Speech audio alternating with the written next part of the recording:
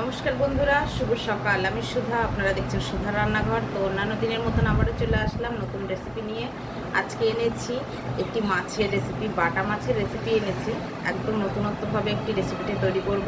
কেমন লাগে দেখুন, কমেন্টে জানাবেন। আমার চ্যানেলে যদি নতুন হয়ে থাকেন চ্যানেলগুলো সাবস্ক্রাইবার করবেন। যারা ইউটিউব থেকে দেখছেন চ্যানেলটি সাবস্ক্রাইবার করবেন, যারা ফেসবুক থেকে দেখছেন পেজটিকে ফলো করে পাশে থাকবেন। তো নতুন ধরনের একটা রেসিপি হতে চলেছে, একদম দুপুরে গরম গরম ভাতের সাথে খাওয়ার জন্য পারফেক্ট একটা রেসিপি। আর কত তাড়াতাড়ি হয়ে যায়, কত সহজে, দেখে নিন। চলে এসেছি বাটা মাছের রেসিপি নিয়ে। ঠিক এইরকম সাইজের বাটাগুলো নিতে হবে। এর থেকে বড় বাটা নিলে পরে অতটা ভালো লাগবে না, যেহেতু এটা চারা বাটা, এটা যার জন্য খেতে ভালো লাগবে। চারা বাটা বলতে একদম ছোট বাটাটা, যার জন্য এই বাটাটা খেতে অসাধারণ লাগে। এইগুলো আমি ধুয়ে পরিষ্কার করে নিয়েছি, নুন হলুদ মাখিয়ে নেব।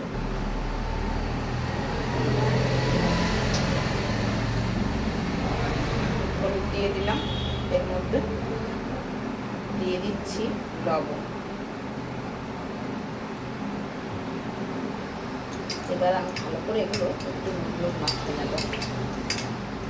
খেতে অসাধারণ লাগে বন্ধুরা, এই রেসিপিটা একবার করে দেখবেন।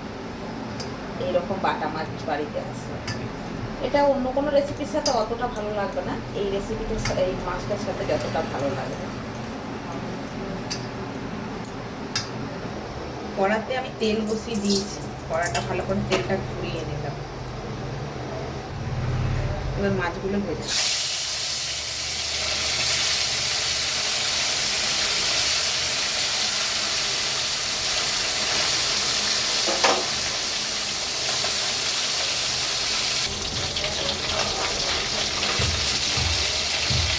মাছগুলো একটু লাল লাল করে কিন্তু ভেজে নিতে হবে। আর এই ছোটো মাছ চোখের পক্ষে, শরীরের পক্ষে খুবই ভালো, ফ্যাট থাকে না, যার জন্য এই ছোটো মাছটা খাওয়াটা ভালো। একটু লাল লাল করে ভেজে নিতে। মাছগুলো ভাজা হয়ে গেছে, এই লাল লাল করে ভেজে নিচ্ছি। গরম, ভাবলাম একসাথে সব তুলে নেব, যটা ওঠা তটাই উঠবে। বাকি মাছগুলো ভেজে নেব।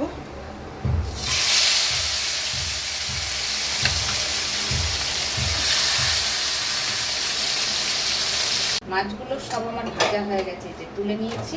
কড়াতে আবারও তেল দিয়ে দিয়েছি। এবার দিব একটু গোটা গরম মশলা, দারচিনি, লবঙ্গ, এলাচ একটু দিয়ে দিলাম। দিয়ে দিচ্ছি পেঁয়াজ বাটা।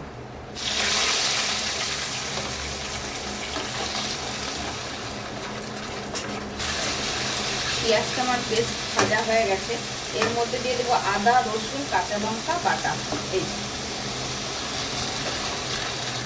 আদা, রসুন, কাঁচা লঙ্কা,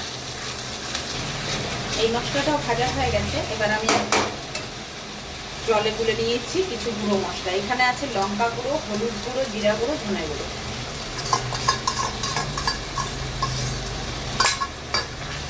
মশলাগুলো একটু জলে গুলে দেওয়ার চেষ্টা করবেন, তাহলে হট করে পুড়বে না। মশলাটাও বেশ খানিকক্ষণ আমার ভাজা হয়ে গেছে। গ্যাসটা কমিয়ে টক দই দিয়ে দিচ্ছি। এখানে এই চামচে 5 চামচ টক দই আছে।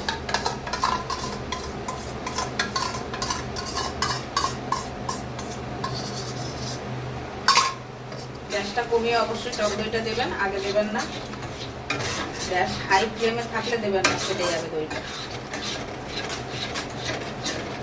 এই মুহূর্তে এখানে আমি দিয়ে দেব লবণ, যেটা আমি এখনো দিইনি। স্বাদ অনুযায়ী লবণ দিয়ে দিলাম। দিয়ে দিচ্ছি আমি চিনি এর মধ্যে, বেশ খানিকটা। মিষ্টিটা অবশ্যই অ্যাড করবেন। মশলা থেকে যখন এরকম তেল ছাড়া শুরু হয়ে যাবে আর এই যে নিচে লেগে যাচ্ছে, তখন বুঝবেন যে মশলা কিন্তু কষানো হয়ে গেছে, জল ঢালার সময় হয়ে গেছে। এবার আমি এই যে বাটি ধোয়া জলটা ঢেলে দিচ্ছি। জল দিয়ে দিয়েছি, গ্রেভিটা ফুটে গেছে। মাছগুলো কিন্তু এবার দিয়ে দেবো।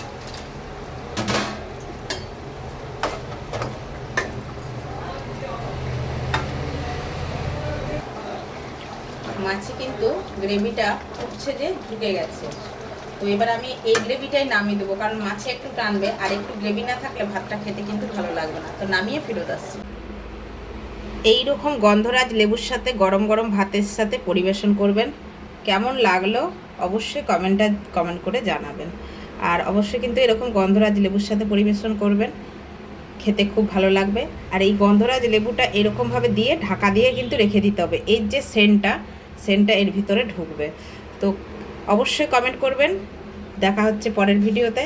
আজকের মতন বিদায় বন্ধুরা, ভালো থাকবেন, সুস্থ থাকবেন। Bye bye.